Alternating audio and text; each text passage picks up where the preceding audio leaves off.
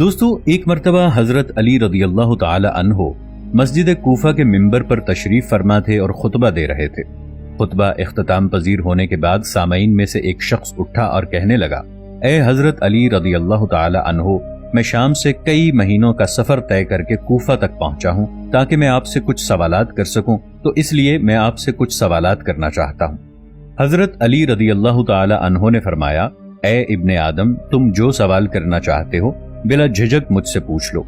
تب وہ شخص کہنے لگا، اے امام علی رضی اللہ تعالی عنہ، میرا سب سے پہلا یہ سوال ہے کہ ہم جو درہم اور دینار استعمال کرتے ہیں، یہ سب سے پہلے کس نے ایجاد کیا تھا؟ میرا دوسرا سوال یہ ہے کہ آپ مجھے اللہ کے اس نیک بندے کے بارے میں معلومات فراہم کریں جس نے ایک وقت میں 2 سگی بہنوں کو اپنے نکاح میں رکھا ہو، جبکہ اسلامی شریعت کے مطابق بیک وقت 2 بہنوں کو نکاح میں نہیں رکھ سکتے، یہ حرام ہے۔ 2 بہنوں کے ایک ساتھ نکاح کرنے کے بعد بھی وہ اللہ کا معزز اور نیک بندہ تھا۔ میرا تیسرا سوال یہ ہے کہ آپ مجھے اللہ تعالیٰ کے ان 6 انبیاء کرام کے بارے میں بتائیں جن کے ایک کی بجائے 2 نام تھے۔ میرا چوتھا سوال یہ ہے کہ مجھے 5 ایسے انبیاء کرام کے بارے میں بتائیں جن کی زبان عربی تھی اور وہ عربی میں ہی بات کیا کرتے تھے۔ میرا 5واں سوال یہ ہے کہ وہ ایسی کون سی مخلوق ہے جس پر اللہ تعالیٰ نے وحی نازل فرمائی تھی؟ وہ مخلوق نہ جن، نہ فرشتہ اور نہ ہی انسانوں میں سے ہے۔ میرا 6واں سوال یہ ہے کہ وہ ایسی کون سی مخلوق ہے جس پر انسانوں نے جھوٹ باندھا تھا؟ وہ مخلوق بھی نہ جن، نہ فرشتہ اور نہ ہی انسان ہے۔ میرا 7واں سوال یہ ہے کہ انبیاء علیہم السلام میں سے حسب نسب کے حساب سے اللہ تعالیٰ کے نزدیک سب سے زیادہ معتبر کون ہے؟ میرا 8واں اور سب سے آخری سوال یہ ہے کہ آپ مجھے قرآن پاک کی ان 5 آیات کے بارے میں بتائیں جیسا کہ قرآن پاک میں ارشاد ہے، اور جب کانوں کو پھاڑ دینے والی آواز کو بلند کر دیا جائے گا، اس دن انسان اپنے بھائی سے دور بھاگے گا، اپنی ماں سے دور بھاگے گا، اپنے باپ سے دور بھاگے گا، اپنی بیوی سے بھی دور بھاگے گا، اپنی اولاد سے بھی دور بھاگے گا، اور یقیناً ہر انسان پر وہ دن آ کر رہے گا جس دن انسان کو اپنے علاوہ کسی اور کی فکر نہ ہوگی۔ اے حضرت علی رضی اللہ تعالی عنہ، میں قرآن پاک کی ان آیات کو پڑھ کر بہت پریشان ہو جاتا ہوں اور سوچتا ہوں، جس ماں نے درد اور تکلیف کے بعد اولاد کو پیدا کیا، باپ نے مجھے ساری زندگی سہارا دیا، بیوی نے ساری زندگی میری خدمت کی، جس اولاد کے لیے میں نے ساری زندگی مشقت برداشت کی، تو کیا قیامت کا دن اس قدر خوفناک ہوگا کہ مجھے اپنے سوا کسی کی بھی فکر نہ ہوگی؟ آپ مجھے قرآن پاک کی ان آیات کے بارے میں تفصیل سے بتائیں کہ روز قیامت کیا ہوگا۔ ناظرین، یہ واقعہ آج سے 1000 سال قبل کا ہے۔ یہ واقعہ احادیث کی ایک مستند کتاب عیون و اختر الرضوع والیوم 1 چیپٹر 24 حدیث نمبر 1 میں موجود ہے۔ تب حضرت علی رضی اللہ تعالی عنہ نے ارشاد فرمایا، اے ابن آدم، تمہارا سب سے پہلا سوال یہ ہے کہ اس دنیا میں درہم و دینار کا سکہ کس نے رائج کیا تھا؟ تو اس کا جواب یہ ہے کہ اس سکے کو بابل کے ایک ظالم بادشاہ نمرود بن کنعان نے ایجاد کیا تھا۔ 4000 سال پہلے بابل نام کے شہر پر اس کی حکومت تھی اور حضرت ابراہیم علیہ السلام کا یہ کھلا دشمن تھا۔ بابل کو انگلش زبان میں بیبلونیا کہا جاتا ہے۔ اب یہ شہر عراق میں موجود ہے۔ اللہ پاک نے اپنے 2 معزز نبیوں حضرت ابراہیم علیہ السلام اور حضرت ادریس علیہ السلام کو بابل میں لوگوں کی ہدایت کے لیے بھیجا تھا۔ تمہارا دوسرا سوال یہ ہے کہ وہ کون سا اللہ کا نیک بندہ تھا جس نے بیک وقت 2 بہنوں سے نکاح کیا تھا؟ تو اے ابن آدم، وہ انسان حضرت یعقوب علیہ السلام تھے۔ وہ دونوں بہنیں جو ان کی بیویاں تھیں، ان میں سے ایک کا نام لیاہ تھا اور ایک کا نام راحیل تھا۔ اس کے بعد اللہ تعالیٰ نے 2 بہنوں سے ایک ساتھ عقد کو حرام قرار دے دیا تھا۔ فرمان خدا کے بعد حضرت یعقوب علیہ السلام کی امت میں سے کسی نے بھی بیک وقت 2 بہنوں سے نکاح نہیں کیا۔ حضرت یعقوب علیہ السلام کا دوسرا نام اسرائیل تھا، اس لیے ان کی اولاد کو بنی اسرائیل کہا جاتا ہے۔ بنی اسرائیل سے مراد صرف یہودی قوم ہے۔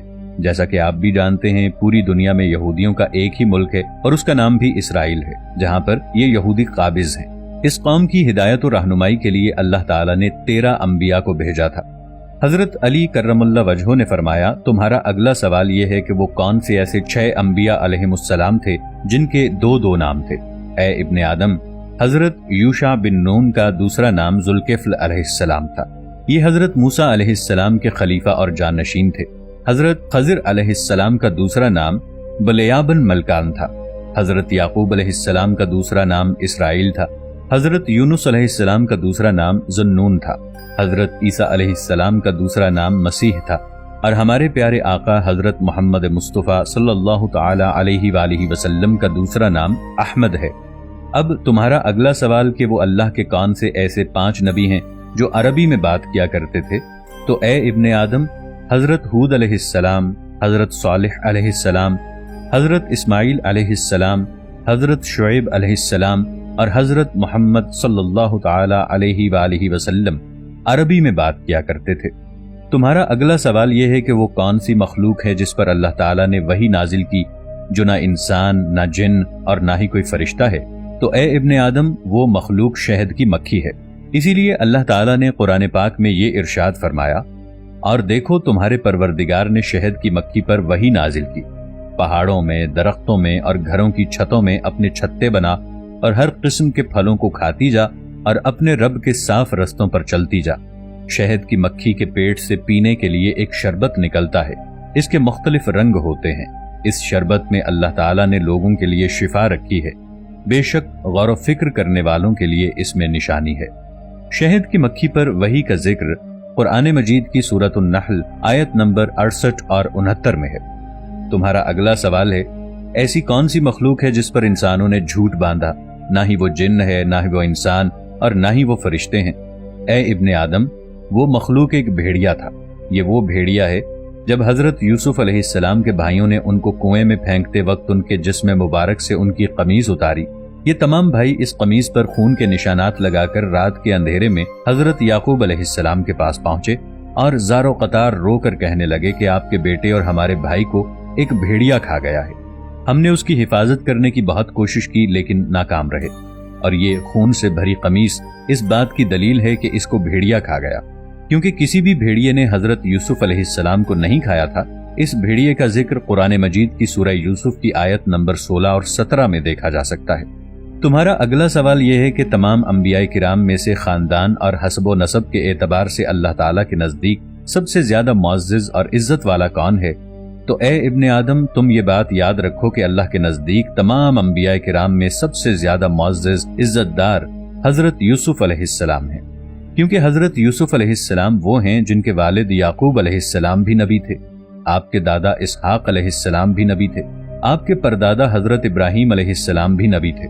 دوستو، صحیح بخاری کی حدیث نمبر 3490 اور صحیح مسلم کی حدیث نمبر 6161 کے مطابق ہمارے پیارے نبی حضرت محمد مصطفیٰ صلی اللہ تعالی علیہ وآلہ وسلم کا بھی یہی فرمان ہے کہ خاندان اور حسب و نسب کے اعتبار سے سب سے زیادہ عزت والے حضرت یوسف علیہ السلام ہیں۔ حضرت علی کرم اللہ وجہ الکریم نے فرمایا، تمہارا 8واں اور آخری سوال یہ ہے کہ قرآن پاک میں موجود ان 5 آیات کی تفسیر بتائی جائے۔ جیسا کہ اللہ تعالیٰ نے قرآن پاک میں ارشاد فرمایا، جب کانوں کو پھاڑ دینے والی آواز بلند ہوگی، اس دن انسان اپنے بھائی سے دور بھاگے گا، اپنی ماں سے دور بھاگے گا، اپنے باپ سے دور بھاگے گا، اپنی بیوی سے بھی دور بھاگے گا، اپنی اولاد سے بھی دور بھاگے گا، اور یقیناً ہر انسان پر وہ دن آ کر رہے گا جس دن انسان کو اپنے علاوہ کسی اور کی فکر نہیں ہوگی۔ ان آیات کے پیچھے یہ راز چھپا ہوا ہے کہ قیامت کے دن حضرت آدم علیہ السلام کا بیٹا قابیل یہ کہے گا، کاش میں نے دنیا کی خاطر اپنے بھائی کو نقصان نہ پہنچایا ہوتا، اپنے باپ آدم علیہ السلام کو پیدا کرنے والے اللہ پر ایمان لایا ہوتا، آج مجھے اللہ کے غضب سے کوئی نہیں بچا سکتا۔ لہٰذا وہ ایسا دن ہوگا جب ایک بھائی بھی دوسرے بھائی کو نہیں بچا پائے گا۔ حضرت نوح علیہ السلام کا بیٹا کنعان یہ کہے گا کہ کاش میں نے دنیا میں اپنے باپ کے بتائے ہوئے راستے پر چلنے کی کوشش کی ہوتی اور ایک اللہ پر ایمان لایا ہوتا، آج تو اللہ کے عذاب سے مجھے میرا باپ حضرت نوح علیہ السلام بھی نہیں بچا سکیں گے۔ اس لیے قیامت کا دن ایک ایسا دن ہوگا جب ایک باپ بھی اپنے بیٹے کو نہیں بچا پائے گا۔ حضرت ابراہیم علیہ السلام کا باپ آزر یہ رو رو کر فریاد کرے گا، کاش میں دنیا میں اپنے بیٹے کے خدا پر ایمان لایا ہوتا۔ قیامت کا دن ایسا ہوگا جب بیٹا بھی اپنے باپ کو بچا نہیں پائے گا۔ اسی طرح حضرت لوط علیہ السلام کی بیوی کہے گی، اے کاش میں نے دنیا میں حضرت لوط علیہ السلام کے ساتھ وفا کی ہوتی اور اس کے اللہ پر ایمان لائی ہوتی، آج مجھے جہنم کی آگ سے اللہ تعالیٰ کے نبی اور دنیا میں میرے شوہر حضرت لوط علیہ السلام بھی نہیں بچا سکتے۔ قیامت کا دن ایسا ہوگا نہ بیوی اپنے شوہر کو اور نہ شوہر اپنی بیوی کو بچا پائیں گے۔ قیامت کا دن اس قدر خوفزدہ کر دینے والا ہوگا، ایک عام بندہ تو کیا، کوئی نبی بھی اپنے خاندان کو نہیں بچا سکے گا۔ اللہ تعالیٰ ہم سب کو نیک اعمال کرنے کی توفیق عطا فرمائے اور جہنم کی آگ سے محفوظ رکھے، آمین۔